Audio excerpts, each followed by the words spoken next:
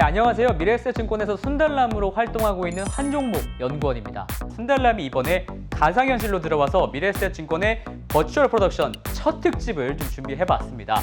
많은 분들께서 나 자신 말고 다른 사람들은 해외 주식을 어떻게 사고 있을지 궁금해하실 것 같으신데요.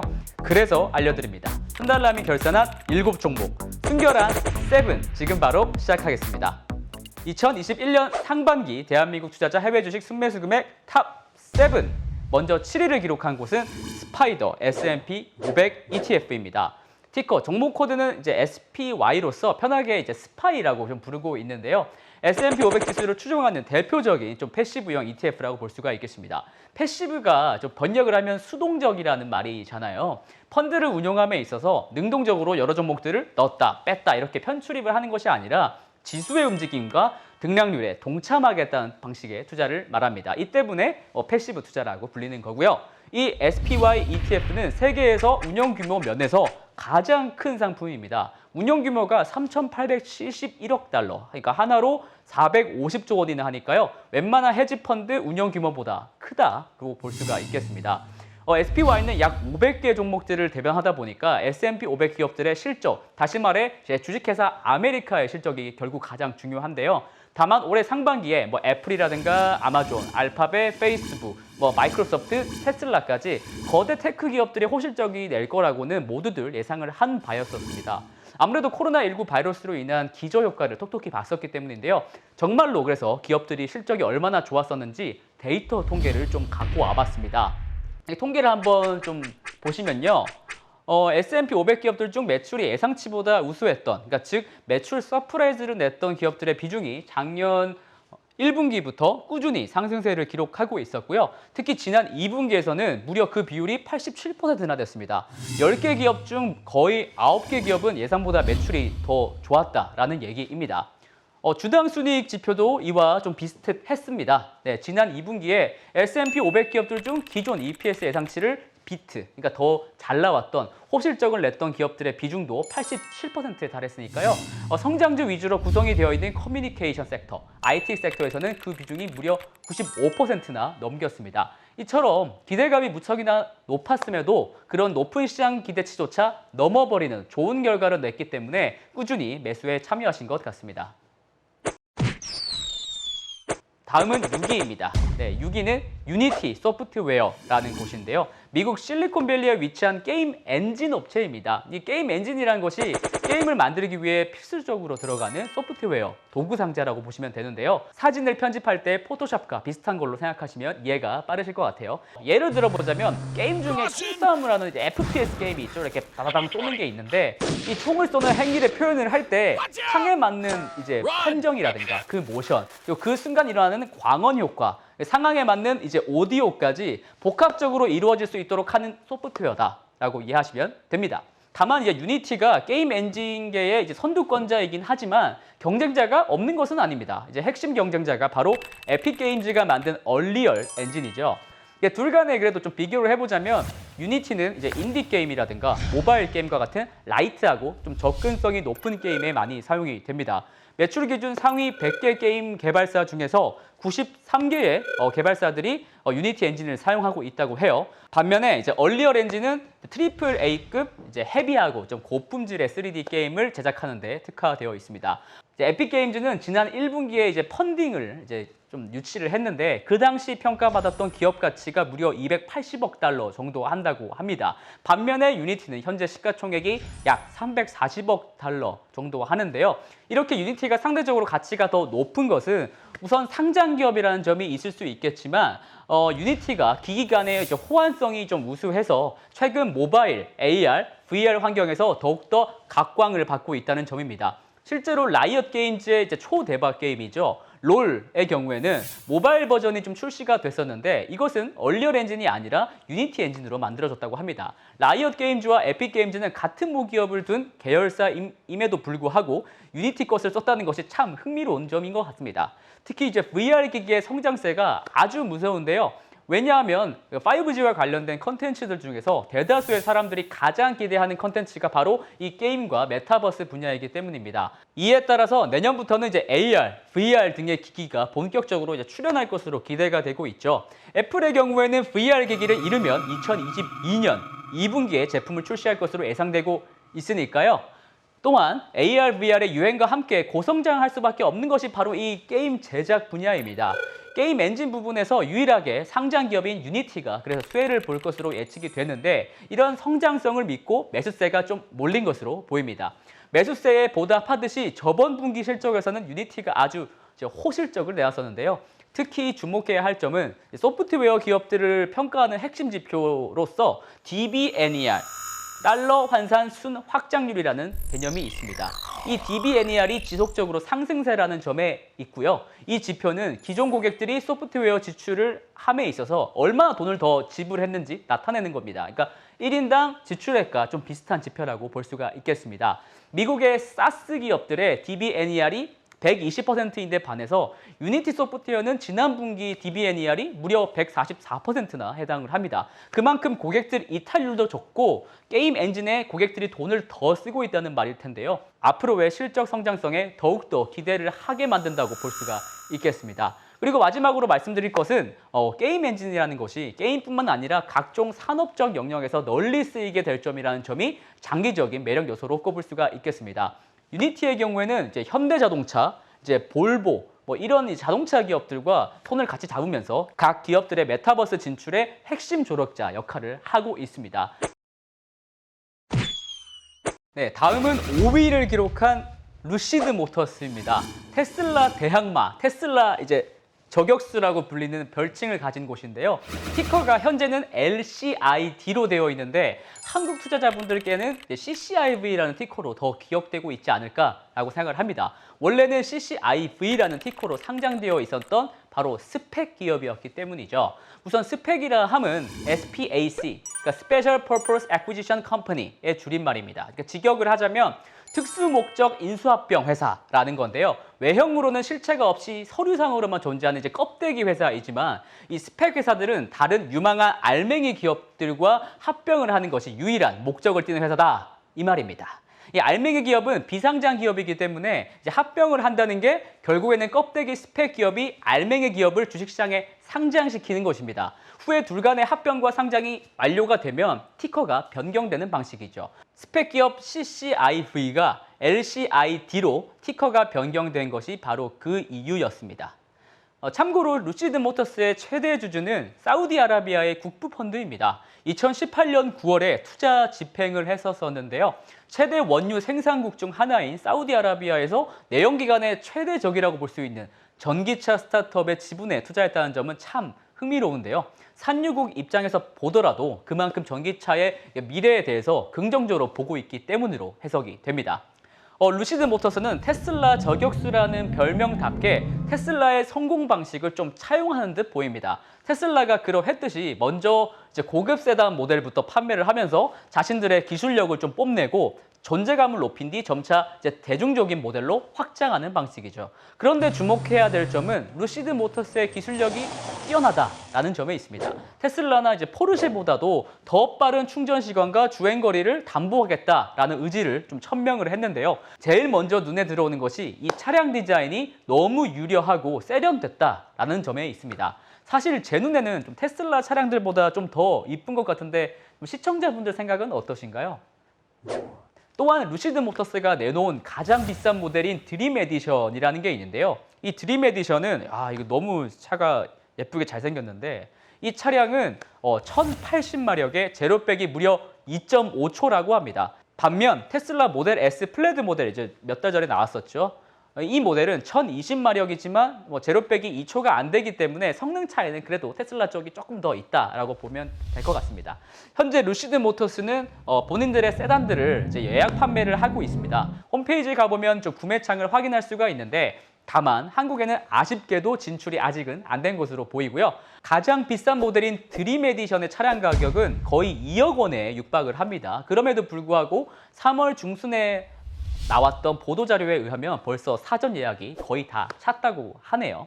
그 인기가 정말 대단한 것 같고요. 예약 판매가 아니라 정식 출시만 잘 된다면 인기가 꽤 있을 것 같습니다. 하지만 당초에 출시는 하반기라고 좀 목표를 정해두기는 했었습니다만 차량 인도가 조금 늦어지고 있다는 점은 안타까운 점이라고 할 수가 있겠습니다.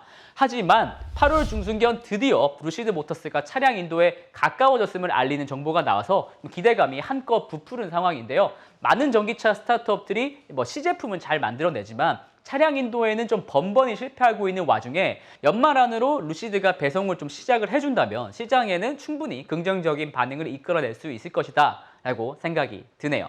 한편 루시드 모터스는 내년에는 차량 인도를 2만 대로 늘릴 것이고 2026년까지 25만 대까지 차량 인도 숫자를 늘릴 것이다 라는 포부를 좀 밝혔습니다. 반면 테슬라는 이미 작년에 50만 대가량 차량 판매를 했기 때문에 테슬라와는 아직은 조금 많은 격차가 있는 것은 좀 부정할 수가 없는 사실이긴 합니다. 그럼에도 테슬라가 성장 초기에 엄청난 주가 상승률을 보였던 것처럼 루시드도 그에 버금가는 비슷한 상승률을 좀 기록하지 않을까라는 기대감으로 투자자분들께서 많이 매수하신 것 같습니다. 네, 다음은 바로 4위를 기록한 곳이죠. 4위는 팔란티어입니다. 팔란티어는 데이터 분석에 특화된 빅데이터 전문 분석 기업입니다. 팔란티어는 수많은 데이터 속에서 흔하지 않거나 좀 의심스러운 패턴을 이렇게 찾아내가지고 의미 있는 데이터로 재가공하는, 그러니까 특수한 소프트웨어를 개발하는데 정평이 나 있는 기업이죠. 사실상 대형 정부기관에 좀 초점을 맞춘 유일한 빅데이터 기업이다라고 할 수가 있겠습니다. 팔란티어와 비슷한 데이터 비즈니스를 하는 기업들은 물론 있지만 팔란티어처럼 거대한 국방기관이라든가 첩보기관에 좀 포커스를 맞춘 기업은 거의 없기 때문입니다. 이런 좀 비밀스러운 능력 덕분에 CIA, FBI, 질병관리청, 미 공군, 육군 이렇게 영미권 국가기관들을 좀 고객으로 좀 삼고 있는데요. 사실 2003년 설립 이후에 몇 년간은 유일한 고객이 조금 CIA였다고 합니다. 다시 말해서 정부의 공공기관에 좀 수주를 좀 많이 따냈다는 말인데요. 코로나 시국에서는 미국 정부의 코로나 바이러스 추적 소프트웨어를 좀 제공하기도 한 기업입니다. 추가적으로 지난 2분기에도 보건부, 육군, 공군, 해안경비대, 질병통제예방센터와 새로운 계약을 좀 체결을 하면서 공공기관에서 핵심 빅데이터 기업임을 다시금 증명해냈습니다. 팔란티어의 정부 프로젝트는 전년 대비 66% 증가한 2억 3천만 달러를 기록했습니다.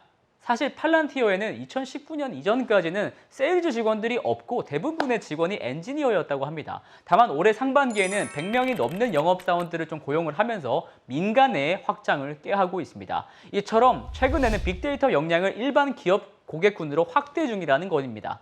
그리고 이런 기업 대상 비즈니스의 확대 과정에 있어서 조력하는 파트너사들이 좀 최근 늘어나고 있는데요. 빅데이터 능력을 JP모건, 스텔란티스, 에어버스, 브리티시 페트롤리움 등의 기업들로 확장하고 있다는 겁니다.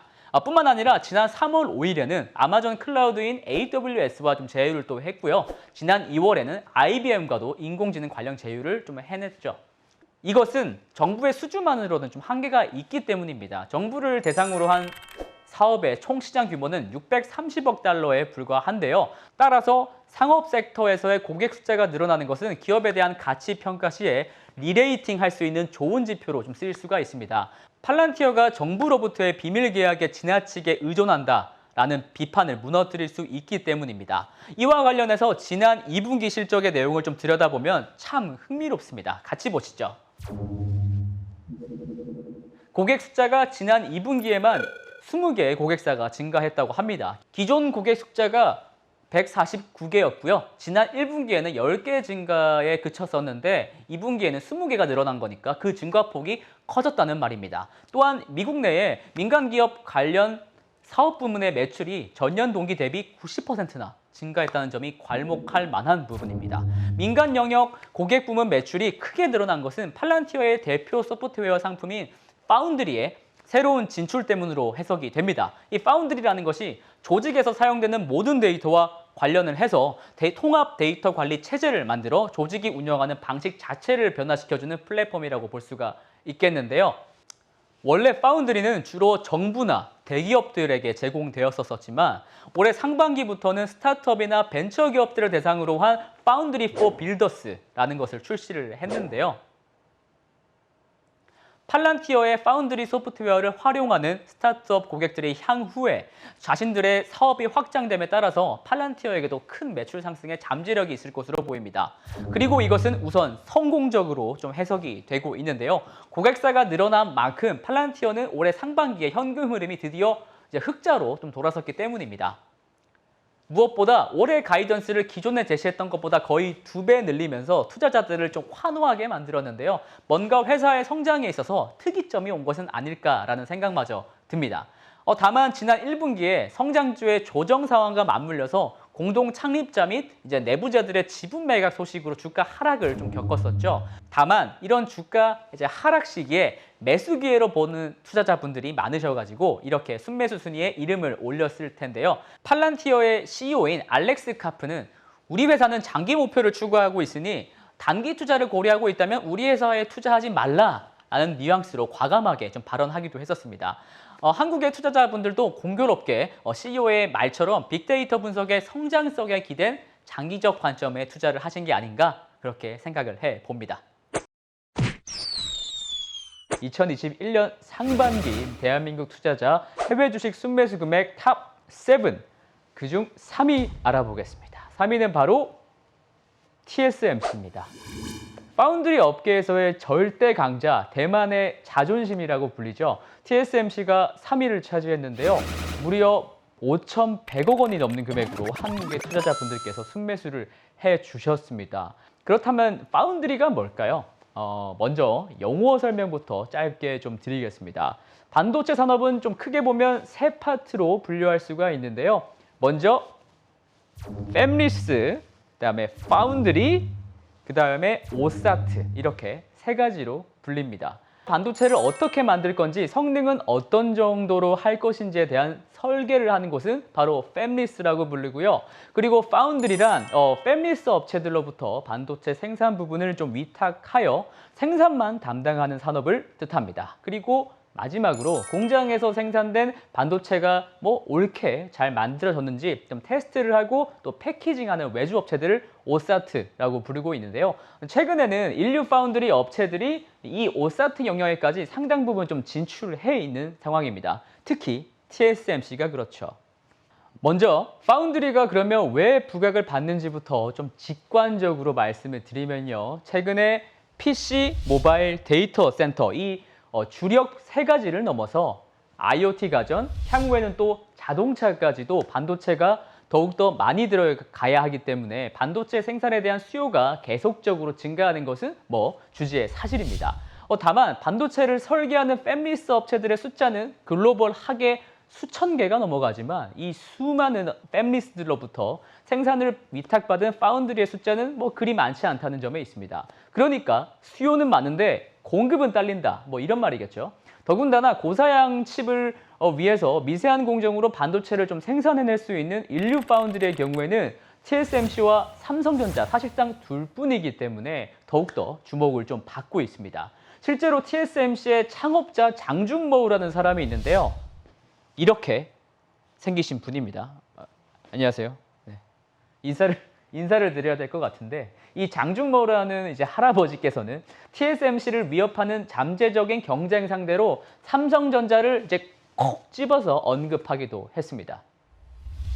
하지만 TSMC가 가진 기술 우위 때문에 삼성과의 격차가 없는 것은 아닌데요. 둘 간의 기술 격차에 따라서 2021년 1분기 기준해서 파운드리 산업에서의 TSMC 점유율은 좀 과반을 넘어가고 있습니다. 여기서 저와 함께 파운드리 산업의 점유율 한번 보시겠습니다. 네. 뿐만 아니라 이제 둘 간의 점유율 격차가 최근 조금 더 벌어지고 있는 걸 볼 수가 있죠. 이런 부분이 어찌 보면 좀 안타깝기도 한 부분입니다. 이것은 TSMC가 파운드리에 대한 업력이 삼성전자 대비 상당히 좀 길기 때문에 이미 확보해 놓은 고객사가 많다는 게 일단 한 몫을 할 거고요. 그리고 TSMC가 대형 R자 고객을 많이 확보하고 있다는 점이 가장 중요하다고 볼 수가 있습니다. 이런 대형 R자 고객사들은 곧 미세 공정을 활용하는 팹리스들이기 때문에 매출의 질도 굉장히 좋은 편입니다. 그래서 TSMC의 가장 큰 고객사가 바로 애플인데요. 매출 중 20% 이상을 애플이 담당하고 있습니다. 이렇게 애플과 TSMC 이 둘 간의 관계가 좀 돈독하게 유지가 되고 있기 때문에 투자자들이 계속해서 긍정적인 시각을 좀 유지 중인 것으로 보입니다. 애플이 작년 11월 M1 칩이라는 걸 출시했죠. 이렇게 좀 생긴 칩인데 이 칩을 출시를 했었는데 자체 반도체 칩 개발이 가능한 팹리스 업체로 애플이 거듭났다는 것을 의미하고요. 뿐만 아니라 이제 본격적으로 미세 공정을 활용하는 반도체 칩을 대거 선보이게 될 것입니다. 이런 대형 알짜 고객을 갖고 있는 TSMC에게 이것은 더욱이 긍정적인 부분이다 라고 생각이 드네요. 애플 M1 칩의 성공적 데뷔를 함과 맞물려서 아마존, 구글, 마이크로소프트 그리고 테슬라까지 이런 빅테크 업체들도 잇따라 자신들의 컴퓨팅 환경에 맞춘 특수 반도체를 좀 출시하고 있는 상황이고요. 이것은 곧 파운드리 수요의 증가를 뜻하게 됩니다. 이런 수요에 따라서 TSMC는 지난 4월에 향후 3년간 제조 및 연구개발비에 1,000억 달러나 집행하겠다고 천명을 하기도 했고요. 그만큼 앞으로의 반도체 업황을 TSMC가 좀 긍정적으로 보고 있다라는 이런 신호입니다. 그렇다면 TSMC에게 있어 장기적 위험 내지는 리스크 요인이 될 만한 것은 무엇이 있을까요? 칩을 미세하게 만드는 기술력이 상대적으로 약화되어서 라이벌 업체들로부터 점유율을 뺏긴다는 시나리오가 TSMC에게는 제일 뼈아플 수 있습니다. 결국 파운드리라는 것은 미세 공정 진척에 따라서 승패가 이렇게 갈리기 때문입니다. 당장 삼성전자와 TSMC의 경쟁이 내년인 2022년에 아주 재밌어질 것 같습니다. 현재 주력 미세 공정은 이제 5나노 공정인데요. 내년 하반기부터는 3나노 공정이 양산 체제에 돌입할 것이기 때문입니다. 더욱이 흥미로운 점은 두 회사 모두 다 이미 3나노 공정에 대해서 사활을 걸고 있는데 반해서 각 회사가 3나노를 대하는 전략이 다르다는 점에 있습니다. 먼저 삼성전자는 3나노 공정에서부터 트랜지스터의 구조를 바꿈으로써 초미세 공정에 대한 승부수를 던졌는데요. 반면 TSMC는 3나노까지는 기존의 핀팻 방식을 고수한다고 밝혔기 때문에 엄연히 둘 간의 전략 차이가 존재합니다. 신기술을 동원해 판을 흔드는 삼성전자가 웃을지 아니면 일단은 신기술은 향후 안정적으로 도입하겠다는 TSMC가 웃을지 그것은 가봐야 아는 문제입니다. 순달람이 결산한 순결한 7 2021년 상반기 대한민국 투자자 해외 주식 순매수 금액 탑 7 그중 2위 알아보겠습니다. 2위는 바로 애플입니다. 애플은 뭐 더 이상 설명이 필요가 없는 기업이죠. 아이폰, 그리고 맥북, 그리고 에어팟 등으로 유명한 혁신의 아이콘입니다. 2021년 상반기 한국 투자자분들께서 거의 1조 원에 가까운 금액을 순매수해 주셨습니다. 아우, 드디어 순매수 1조 원대 금액이 나오네요. 여기서 시가총액 한번 보시고 가겠습니다. 네, 애플은 시가총액 기준 세계에서 가장 큰 상장 기업입니다. 시가총액이 2조 5천억 달러가 넘어가니까요. 하나로 치면 2,900조 원에 해당하는 정말 어마어마한 사이즈의 크기의 회사입니다. 애플은 결국 스마트폰 회사죠. 다른 소프트웨어 사업 지표가 우수하다고 하더라도 주가 향방을 결정짓는 키포인트는 결국 당분간은 스마트폰 판매량입니다. 최근 조사기관 IDC에 따르면 2021년 전 세계 스마트폰 출하량이 13억 7천만 대로 연평균 7.4% 성장할 것으로 전망하고 있는데요. 애플의 경우에는 판매량이 올해 14%나 증가할 전망이라고 밝힌 대목입니다. 이것은 더 많은 소비자들이 올해 프리미엄 스마트폰으로 업그레이드를 하기 때문이라는데 프리미엄 스마트폰의 대명사 애플이 수혜를 입고 있다 이렇게 해석을 하시면 되겠습니다. 9월 14일에는요 드디어 애플이 올해 신작인 아이폰 13이 공개됩니다. 미국 현지에서 판매는 17일에 이루어질 것으로 보입니다. 나오기만 한다면 아주 돈줄을 이렇게 내준다는 생각으로 많은 사람들이 기다리고 있는 것 같은데요. 애플이 돈에 맞고 있습니다. 네. 실제로 이렇게 C넷이 최근 발표한 설문조사에 따르면 아이폰 사용자의 44% 이상이 신형 아이폰 13으로의 업그레이드를 원하고 있다라고 합니다. 그리고 또한 애플은 세계에서 가장 훌륭한 반도체 칩 설계 전문가 집단이기도 하죠. 애플이 팹리스로서 직접 처음으로 설계한 PC용 CPU인 M1 칩이 작년 11월에 출시된 이후로 인텔을 아주 좀 궁지에 이렇게 몰고 있는데요. 애플의 M1 칩은 굉장한 퍼포먼스로 인해서 인텔의 파이를 좀 갉아먹고 있습니다. 실제로 애플 유저들은 인텔의 CPU가 들어간 맥 PC보다는 애플이 자체 설계한 프로세서가 탑재된 맥 PC를 더 선호한다고 하고요. 사실 반도체 칩 관련 원가도 본인들이 직접 설계하기 때문에 인텔에서 칩을 공급받아 왔을 때보다는 원가가 저렴할 수밖에 없습니다. 수익성이 올라간다는 말이겠죠. 이에 따라서 애플도 본인들의 반도체 라인업을 빠르게 확장하고 있습니다. 연말까지 M1X라는 프로세서가 탑재된 맥미니와 맥북 프로 모델이 나올 것이라는 소식도 들려오는 상황이고요. 애플의 반도체 설계 역량과 더불어 맥PC의 신제품 출시 주기가 예전 인텔 프로세서 시절보다는 빨라지고 있다는 느낌이 듭니다. 신제품 출시는 항상 기대 요인이니까 긍정적인 요인이다라고 볼 수 있습니다. 애플은 글로벌 기업 중 브랜드 가치로만 따지면 둘째가라면 좀 서러워할 기업인데요. 사과 한입 베어문 로고가 흡사 종교에 가까울 정도이니까 말입니다. 네. 이에 따라서 애플이 어떤 것을 좀 만들겠다, 서비스를 내놓겠다 하면 세간의 관심을 좀 특히 많이 받게 되는데요. 그리고 2021년 올해에는 그런 기대감이 극적으로 나타난 것이 바로 애플카입니다. 일각에서는 2025년쯤에 전기차 하드웨어 시장이 충분히 성숙이 되면 스마트폰, PC, 태블릿, 웨어러블 이런 기기를 모두 합친 것보다도 방대한 시장을 형성할 것이다 라고 말하고 있습니다. 그래서 관심들이 많으신 애플카 내용 업데이트를 좀 제가 해드리고자 표로 한번 준비해봤습니다. 이렇게 좀 모아두고 보니까 매달 애플카 관련 정보들이 아주 쏟아졌다라는 걸 알 수가 있는데요.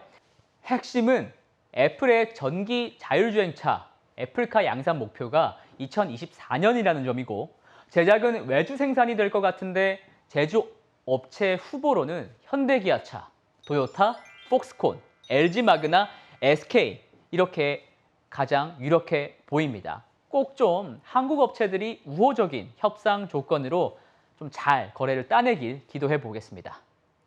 자, 애플이 핸드폰 시장에서 그랬던 것처럼 자동차 시장에 진출하면서 산업 전반의 혁신을 가속시킬 것이라는 점을 한번 좀 떠올려 보십시오. 이처럼 애플에게 열릴 그 시장 기회가 막대하다고 소비자들이 아주 좀 큰 기대를 하는 것 같은데요. 애플카가 나오기만 한다면 아주 돈줄을 내주겠다고 바로 지갑을 열겠다는 사람도 꽤 많더라고요. 물론 제 지갑도 열려 있습니다. 2021년 상반기 대한민국 투자자 해외 주식 순매수 금액 탑 7. 오늘은 대망의 1위 드디어 알아보겠습니다. 1위는 바로 테슬라입니다. 네. 6개월 동안 무려 2조 원이 넘는 순매수를 기록해 주셨었는데요. 이쯤 되면은 좀 테슬라가 한국 투자자분들께 인사라도 좀 해줬으면 좋겠는 정도입니다. 이거 일론 머스크 씨인데 화성 언제 가세요? 아직 멀었다고요? 네, 멀었답니다.